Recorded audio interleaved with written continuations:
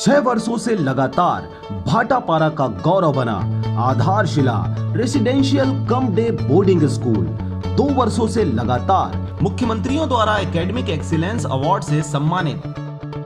नवोदय हेतु कोचिंग की व्यवस्था, सिंगल सिटिंग अरेंजमेंट के साथ स्वच्छ वातावरण में भविष्य निर्माण, फुल डक्टिंग एसी के साथ छात्र छात्राओं के लिए hostel facility with nutrition food, पूरे जिले में बस सुविधा उपलब्ध, रेगुलर स्विमिंग क्लासेस के साथ स्मार्ट क्लास व नव निर्माण वैज्ञानिक सोच को बढ़ावा देता। तो आज ही संपर्क करें अपने बच्चों के भविष्य को एक मजबूत आधार देने के लिए। Aadharshila residential cum day boarding school, ग्राम बीजाभाट, भाटापारा, बलौदा बाजार।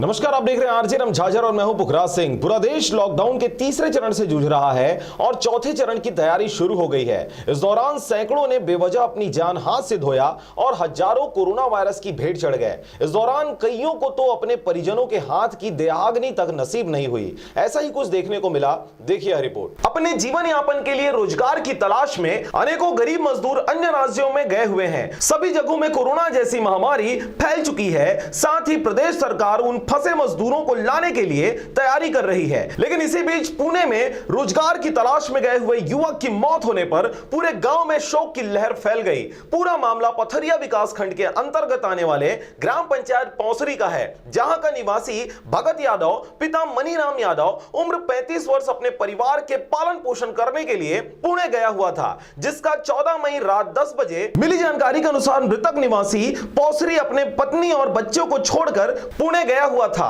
किसी कंपनी में मृतक काम करता था। काम करके लौटते समय अचानक उसके पेट में दर्द होने लगा, जिससे हॉस्पिटल ले जाया गया और वहां पर डॉक्टर उसको मृत घोषित कर दिया। मौत की वजह अब तक स्पष्ट नहीं हो पाई है। उसके साधु ने मृतक के परिवार को फोन कर जानकारी दी, जिसके बाद से पूरे परिवार शोकाकुल में डूब गया। अंतिम समय में भी नहीं हो सके जवान बेटे की दर्शन। आपको बताते चले कि मृतक की 2 छोटी छोटी बेटियां हैं, जो क्रमशः 1 और 3 साल की हैं। ऐसे में इस छोटी सी उम्र में ही इन बच्चों के सिर से बाप का साया छूट जाना एक हृदय विदारक घटना है। मौत की खबर मिलने के बाद मृतक के अंतिम संस्कार के लिए पुणे से उनके गांव पौसरी लाने के लिए तैयारियां चलने लगी। फिर पुणे से गांव तक नहीं लाने की अनुमति मिलने पर अंतिम संस्कार पुणे में ही कर दिया गया। गांव वालों ने मृतक के लिए मुआवजा की मांग की है। इसके बाद गांव वालों ने मृतक के लिए मुआवजा की मांग की है और अपने जनप्रतिनिधियों से आग्रह किया है। पथरिया पंचायत के कार्यपालन अधिकारी कुमार सिंह लहरे ने कहा, अगर मृतक बीपीएल कार्ड में है तब उसको 20,000 मिल जाएगा और मृतक की पत्नी को विधवा पेंशन भी मिलेगा। पथरिया से राजकुमार यादव के साथ नारायण बंजारे की रिपोर्ट, आरजे रमझाझर।